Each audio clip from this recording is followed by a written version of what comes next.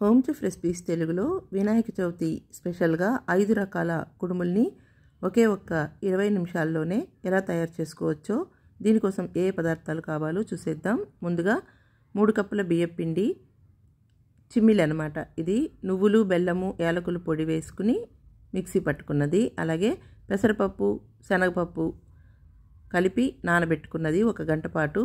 అలాగే పచ్చి కొబ్బరి తురుము, 1/4 కప్పు వరకు బెల్లం పొడి అన్నమాట. ముందుగా 3 కప్పుల బియ్యం పిండిని, ఇది పొడి బియ్యం పిండి అయినా లేదా తడి బియ్యం పిండి అయినా పర్వాలేదు, ఇలాగా లో ఫ్లేమ్లో బాగా వేడి పట్టేంత వరకు రంగు మారకుండా వేపుకోవాలన్నమాట. దీనికి 1 నుంచి 2 నిమిషాలు టైం పడుతుంది.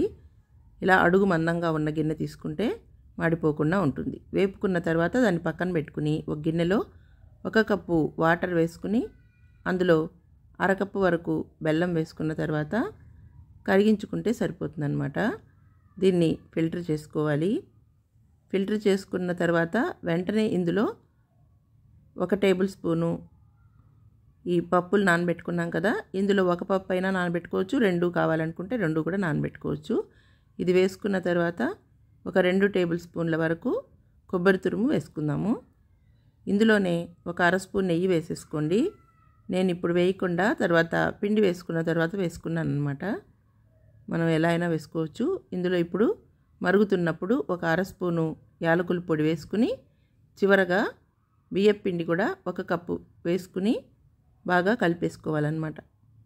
నేను బెల్లంలో అప్పుడే నెయ్యి వేసుకోలేదు కాబట్టి ఇప్పుడు ఈ విధంగా కలుపుకున్న తర్వాత ఇందులో 1/2 స్పూను నెయ్యి వేసుకుని 1 చిటికెడు సాల్ట్ కూడా చేర్చుకోవాలి.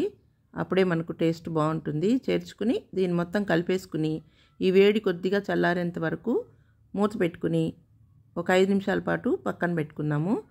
ఇది చల్లారే లోపల ఒక చిన్న ప్యాన్ని స్టవ్ మీద పెట్టుకుని 1/2 స్పూన్ నెయ్యి, అందులోనే 1/2 స్పూన్ జీలకర్ర, నానబెట్టుకున్న పప్పులు ఉన్నాయి కదా, ఇందాక మనం స్వీట్ మోదక్లోకి వేసుకోగా మిగిలింది ఇందులో వేసేసుకుని ఒక 1/2 నిమిషం పాటు వేపుకోవాలన్నమాట. తర్వాత ఇందులోనే ఇందాక మనం కొబ్బరి తురుము ఒక 2 టేబుల్ స్పూన్ల వరకు వేసుకున్నాం కదా, మిగిలిన 2 టేబుల్ స్పూన్లని వేసేసుకుని ఈ మొత్తాన్ని కూడా మరొక 4-5 సెకండ్ల పాటు వేపుకుంటే సరిపోతుంది. చివరగా ఇందులో ఒక 2 చిటికెళ్ళ వరకు ఇంగు వేసుకుని 1 కప్పు నీళ్ళు వేసేసుకుని మరగనివ్వాలి.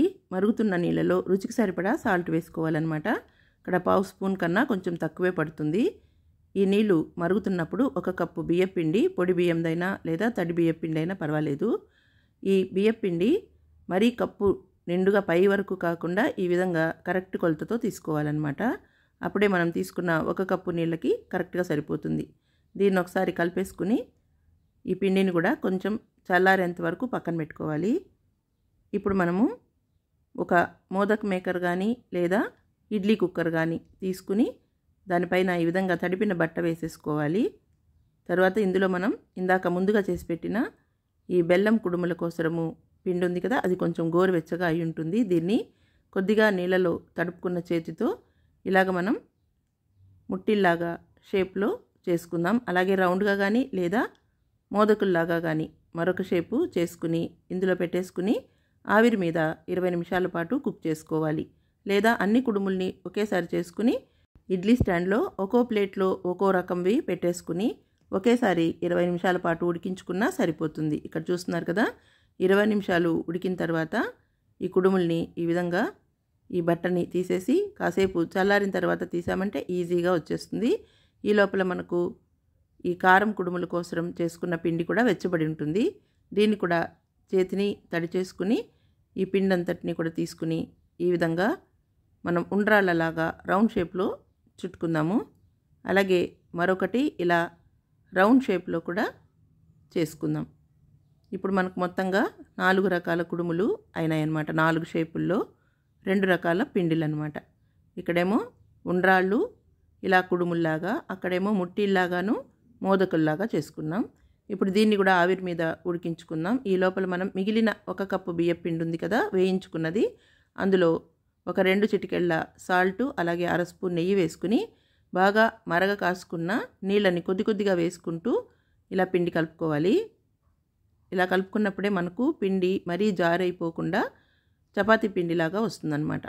ఇలా బాగా మరుగుతున్న నీళ్ళలో వేసుకుని గరిటెతోటి ప్రెస్ చేస్తున్నట్టు కలిపి ఒక 2 నిమిషాలు పక్కన పెడితే పిండి జిగురు వస్తుందన్నమాట. అప్పుడు మనం ఈ విధంగా చిన్న చిన్న ఉండలుగా తీసుకుని ఇలా స్ప్రెడ్ చేసుకుని ఇందులో నల్ల నువ్వులైనా తెల్ల నువ్వులైనా అరకప్పు కానీ లేదా 1 కప్పు కానీ తీసుకుని శుభ్రంగా 2-3 సార్లు కడిగేసిన తర్వాత నీళ్లు తీసేసి ఆ తడితోనే వేపుకున్నామంటే చక్కగా చిటపట్లాడుతూ బాగా ఉబ్బుతూ వేగుతుందన్నమాట. అలా వేగిన దానిలో 2-3 యాలకులు వేసుకుని 1 కప్పు నువ్వులైతే అరకప్పు బెల్లం, అరకప్పు నువ్వులైతే పావు కప్పు బెల్లం వేసుకుని మిక్సీలో ఆపుకుంటూ పౌడర్ లాగా చేసుకోవటమే. చిమ్మిలి తయారు చేయడం అందరికీ వచ్చు కాబట్టి నేను ఇక్కడ చూపించడం లేదు.